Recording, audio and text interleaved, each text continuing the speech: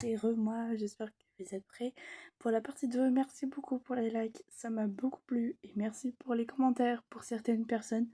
Merci beaucoup, même si c'est toujours les mêmes personnes, mais ça fait toujours plaisir. Je vous propose de lire ensemble du coup le chapitre 2 de Sac de billes, juste pour rappel du livre pour ceux qui ne l'ont pas vu. Je vous invite à regarder du coup l'épisode 1, enfin l'épisode du coup le premier chapitre. Donc là nous allons lire ensuite le deuxième chapitre du livre. Et du coup Sac de billes en fait c'est l'histoire de deux garçons qui ont vécu la guerre entre les Allemands et les Juifs. Et en fait du coup ils essayent de surmonter ça, de survivre. Et le papa qui a écrit ça, bien sûr, est décédé suite à la guerre des Allemands. Donc voilà, c'est un très bon livre. Voilà.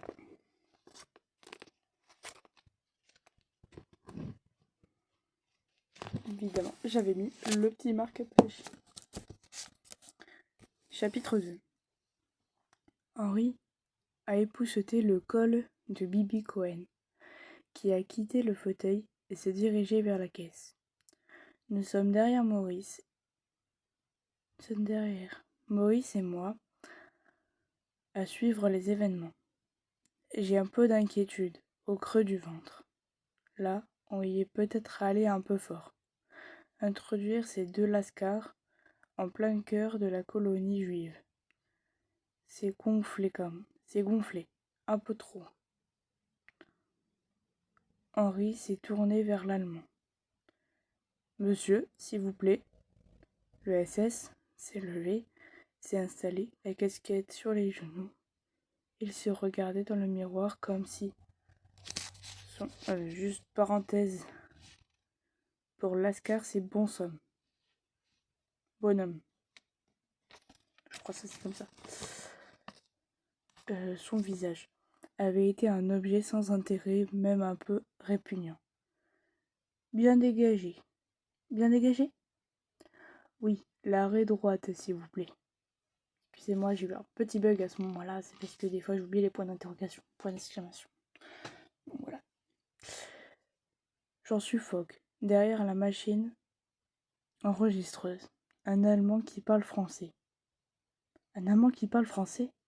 Bien, encore avec moins d'accent que beaucoup du quartier. Je le regarde. Il a un étui de revolver tout petit, tout brillant. On aperçoit la crosse avec un anneau qui se balance, un peu comme celui de mon Solido. Jeu de mécano. Tout à l'heure, il va comprendre où il est et il va le sortir, pousser des cris et nous massacrer tous. Même maman, là-haut, qui fait la cuisine, ne sait pas qu'elle a deux nazis. Dans le salon. Duvalier lit le journal dans son coin. À côté de lui, il y a Crémieux, un voisin qui travaille aux assurances. Il amène son fils pour la brosse mensuelle. Je le connais, le fils Crémieux. Il va dans mon école, et on joue à la récréation. Il ne bouge pas. Il est petit, mais il donne en ce moment l'impression de vouloir l'être encore davantage. Je me souviens plus des autres, j'ai dû bien les connaître pourtant, mais j'ai oublié. J'avais plus en plus peur. Je ne sais qu'une chose, c'est que c'est Albert qui a attaqué en aspergeant de lotion les cheveux crantés de son client. Pas drôle la guerre, hein? Le SS a eu un sursaut. Ça devait être la première fois qu'un Français lui adressait la parole et il a sauté comme sur une aubaine. Bonne occasion. Nous, pas drôle. Ils ont continué à parler, les autres s'en sont mêlés. Ça devenait amical. L'Allemand traduisait pour son copain qui ne comprenait pas et participaient par des hochements de tête qu'Henry essayait de maîtriser. S'agissait pas de lui flanquer une estafilade écorchure. Au grand seigneur de la race germaine, la situation était assez compliquée comme ça. Je le voyais s'appliquer, mon père tirait la langue, et les fesses me cuissaient déjà de la dérouiller qui n'allait pas tarder. Les deux types n'auraient pas passé la porte que je serais en travers sur les genoux d'Albert, Maurice sur ceux d'Henri, et il faudrait attendre qu'ils aient trop mal aux mains pour pouvoir continuer. À vous, s'il vous plaît. C'est mon père qui a pris le deuxième. Là où j'ai ri quand même, malgré la trouille, c'est lorsque Samuel est entré. Il passait souvent le soir dire un petit bonjour, comme ça, en copain. Il était brocanteur, au puce, à 200 mètres, spécialiste des vieilles pendules. Mais on trouvait de tout dans son stand. On y allait, Maurice et moi, faire de la farfouille. Il est entré joyeux. « Salut tout le monde !» Papa avait la serviette à la main. Il la déplia d'un coup sec avant de le passer au cou du SS. Samuel avait juste eu le temps de voir l'uniforme. Ses yeux sont devenus plus ronds que mes billes et 3 fois plus gros. « Oh oh oh !» dit-il. « Oh oh !»« Oui, dit Albert, on a du monde. » Samuel s'est lissé la moustache. « Ça fait rien, a-t-il dit. Je repasserai quand ça sera plus calme. D'accord, mes hommages à madame. Samuel ne bougeait toujours pas, sidéré, regardant les étranges clients. Ça sera fait, murmura-t-il. Ça sera fait, murmura-t-il. Ça sera fait. Il resta planté encore quelques secondes et disparut en marchant sur des œufs. C'est une expression. 30 secondes après, de la rue Eugen-Su, aux confins de Saint-Ouen, du fin fond des restaurants yiddish jusqu'aux arrière-boutiques des boucheries cachères, tout le monde savait que le père Joffo était devenu le coiffeur attiré de la Weissmarch. Le coup du siècle. Dans le salon, la conversation continuait, de plus en plus amicale. Mon père en remettait. Et là, vous avez l'image à côté. Voilà, j'aime beaucoup, les dessins sont très bien faits. Dans la glace, le SS a aperçu nos 2 têtes qui dépassaient. « À vous les petits garçons ?» Papa a souri. « Oui, ce sont des voyous. » Le SS a hoché la tête, attendri. C'est drôle comme le SS pouvait s'attendrir en 1941 sur les petits garçons juifs. « Ah !» a-t-il dit. « La guerre est terrible. C'est de la faute aux juifs. » Les ciseaux ne se sont pas arrêtés. Ce fut le tour de la tondeuse. « Vous croyez ?» L'Allemand a hoché la tête, avec une certitude que l'on sentait inébranlable. « Oui, j'en suis sûr. » Papa a donné les 2 derniers coups sur les tempes, un œil fermé, comme un artiste. Un mouvement de poignet pour lever la serviette. La présentation du miroir. Le SS a souri satisfait. « Très bien, merci. » Ils se sont approchés de la caisse pour régler. Papa est passé derrière pour rendre la monnaie. Tassé contre mon père, je voyais son visage très haut, très souriant. Les 2 soldats remettaient leurs casquettes. « Vous êtes satisfait ?» Vous êtes bien coiffé? Très bien, excellent. Eh bien, a dit mon père, avant que vous partiez, je dois vous dire que tous les gens qui sont ici sont des juifs. Il avait fait du théâtre dans sa jeunesse.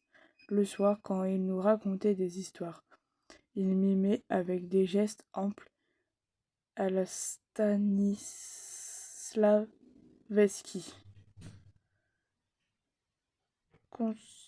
Constantin Stanislavski, 1863-1938, acteur, metteur en scène russe et fondateur du théâtre d'art de Moscou, 1898. Il consacra toute sa vie à l'art de l'acteur et fut à l'origine de la fameuse méthode reprise et développée encore aujourd'hui à l'Actor Studio, qui prône la vérité de l'acteur. Voilà, petite parenthèse.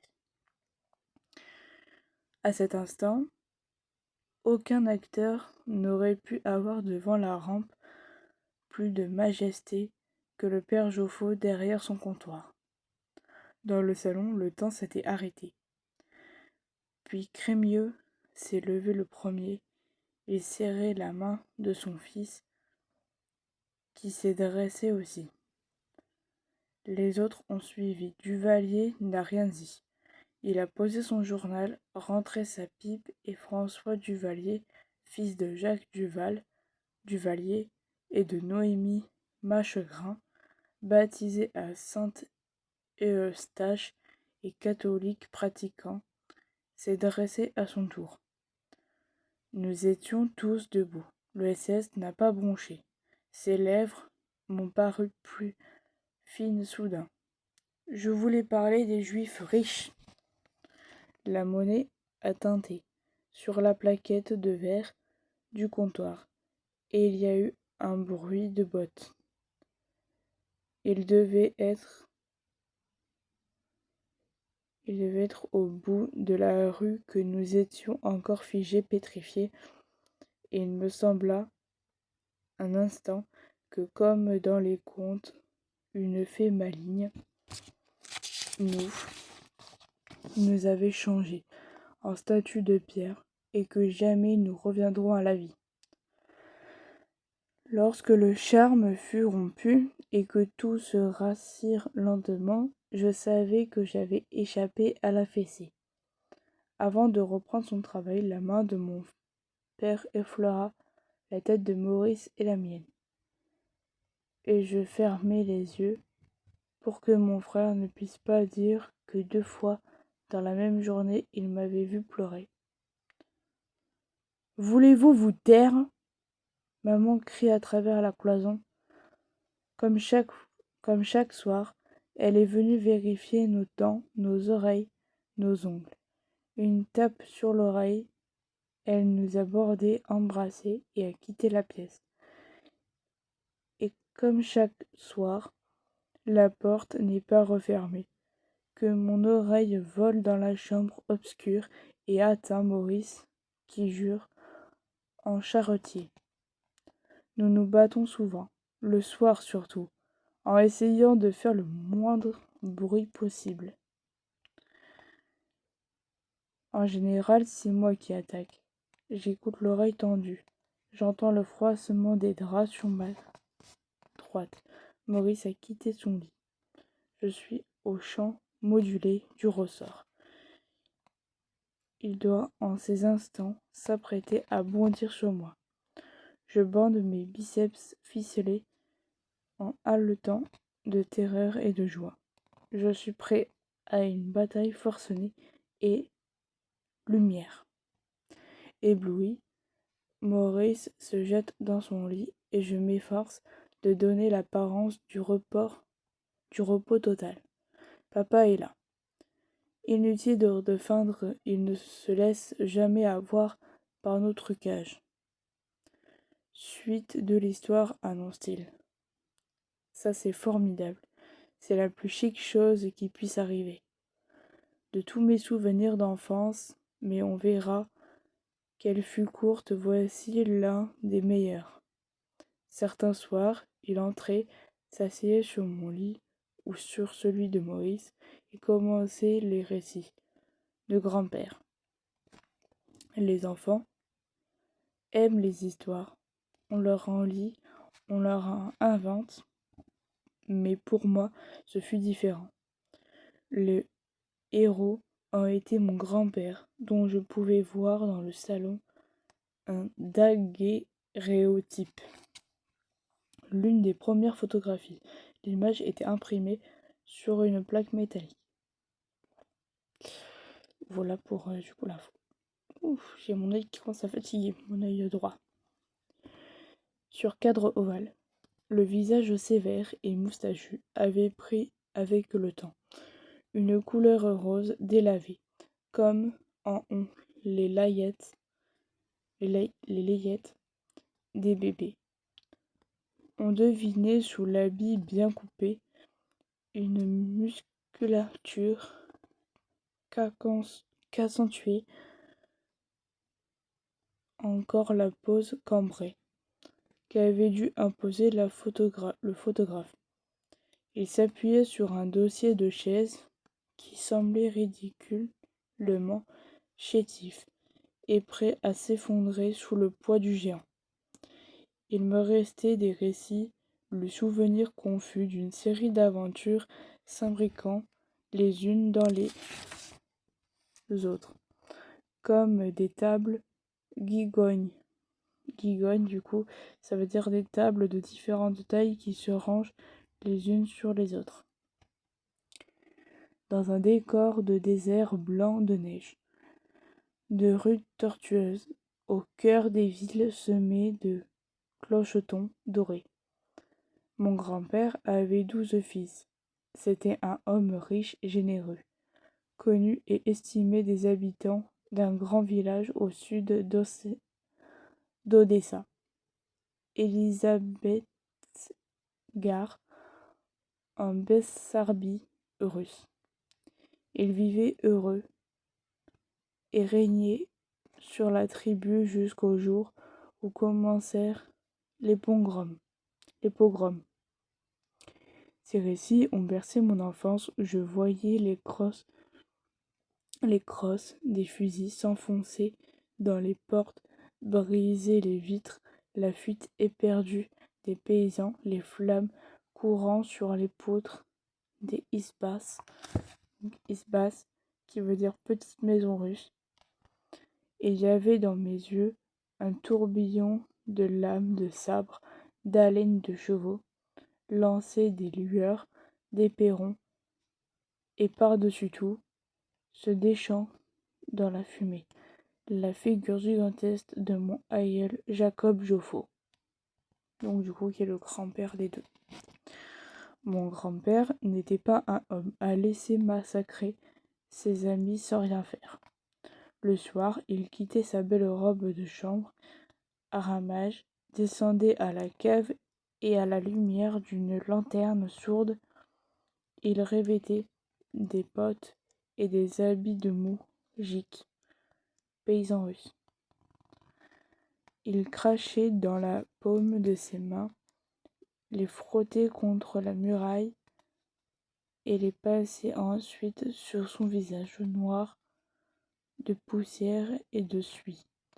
Il partait alors seul dans la nuit, en direction du quartier des casernes et des bouges. Donc des bouges qui veut dire maison étroite et sale. Un soldat.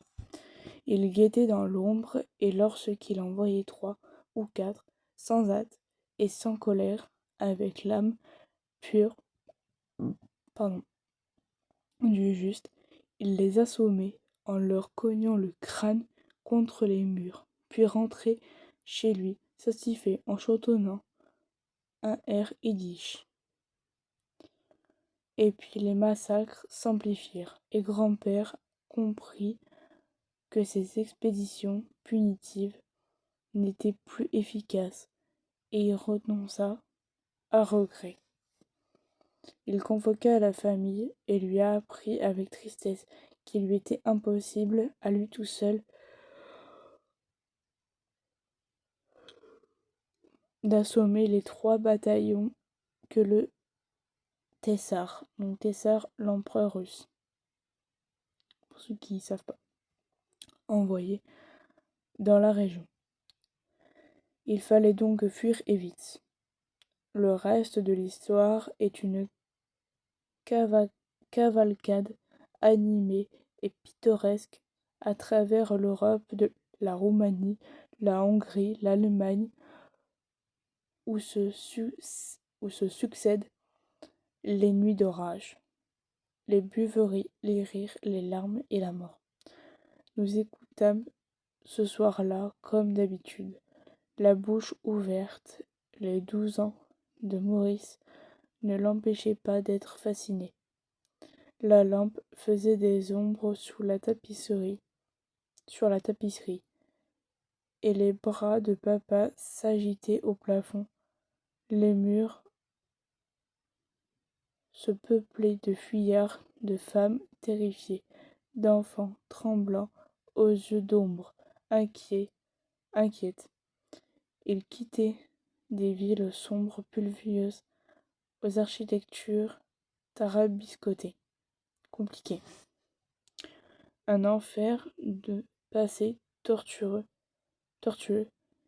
et de steppes glaciales, et puis un jour, ils franchissaient une dernière, et il est long ce chapitre, une dernière frontière. Alors le ciel s'éclairait, et la cohorte, la troupe, le groupe,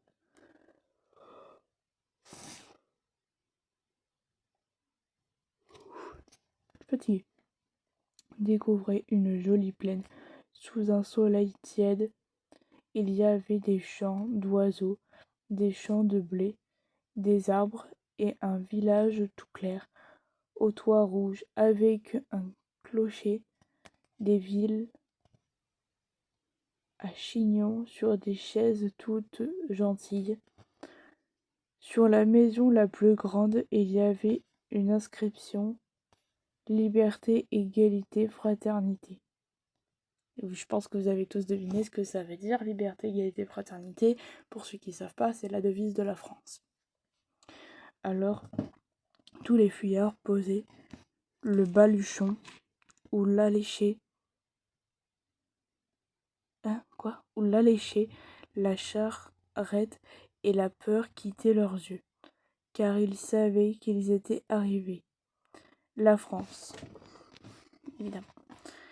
J'ai toujours trouvé l'amour des Français pour leur pays sans grand intérêt. C'est tellement compréhensible, c'est naturel, sans doute, sans problème. Mais moi, je sais que nul n'a aimé autant ce pays que mon père, né à 8000 kilomètres de là. Comme les fils d'instituteurs du début de la laïque, l'école laïque, gratuite et obligatoire, j'ai eu dès mon plus jeune âge droit à une incommensurable liste de discours, sermons ou morales, instructions civiques, amour du pays, se mélanger à qui mieux. Je ne suis jamais passé devant la mairie du tatata. Je sais pas lire les chiffres romains, donc je fais tatata. Sans qu'il serre un peu ma main dans la sienne. Son menton désignait les lettres sur le fronton de l'édifice. Tu sais ce que ça veut dire, ces mots-là? J'ai su vite lire à 5 ans. Je lui annonçai les 3 mots. C'est ça, Joseph, c'est ça. Tant qu'ils sont écrits là-haut, ça veut dire qu'on est tranquille ici. Et c'était vrai, qu'on était tranquille, qu'on l'avait été. Un soir, à table, lorsque les Allemands étaient arrivés, maman avait posé la question. Tu ne crois pas qu'on va avoir des ennuis maintenant qu'ils sont là? On savait ce que Hitler, donc Hitler, je vous avais déjà expliqué dans la première vidéo que je vous avais fait. En fait, Hitler, c'est le chef des Allemands, d'accord? Donc c'est lui qui va diriger en fait du coup les soldats allemands. J'explique trop bien. Avait fait déjà en Allemagne, en Autriche et en Tchécoslovaquie, en Pologne. Le train des lois radicales marchait des bons pas là-bas. Ma mère était russe, elle aussi, n'avait pas dû la liberté qu'à des faux papiers. Il avait vécu le cauchemar et ne possédait pas le bel optimiste de mon père. C'est bon, c'est toujours connecté. Je faisais la vaisselle que Maurice essuyait. Albert et Henri rangeaient le salon où les entendait rire à travers la cloison. Papa avait eu son grand geste apaisant, son geste de sociétaire de la Comédie Française. La Comédie Française était un des théâtres les plus prestigieux situés à Paris. Elle fut construite en 1880 sur un ordre de Louis XIV, je pense que c'est 14, mais je suis pas sûre, pour accueillir la troupe de Molière. Non, pas ici, pas en France, jamais. La belle confiance avait été sérieusement ébranlée depuis quelque temps, depuis la formalité pour les cartes d'identité, et surtout lorsque deux types en imperméable étaient venus sceller l'affiche sur la vitrine sans rien dire. Je revois le plus grand. Il avait un béret, une moustache, et il avait un placardé la vie et s'était enfui comme des voleurs dans la nuit. Bonne nuit les enfants. Il a refermé la porte. Nous sommes dans le noir. On est bien sous les couvertures, des fois étouffés. Nous parviennent puis se taisent. C'est une nuit comme toutes les nuits, une nuit de 1942. Et voilà, pour le moment, c'est tout. On finira le chapitre 3 du coup dans une prochaine vidéo. J'espère que vous avez aimé. Comme d'habitude, n'hésitez pas à liker si vous avez aimé la vidéo. Si vous voulez que j'en fasse plus de ce genre de type, n'hésitez pas à me le dire aussi en commentaire. Et voilà. Je vous fais de gros bisous et moi je vais dormir parce que je suis fatiguée. Voilà, bisous.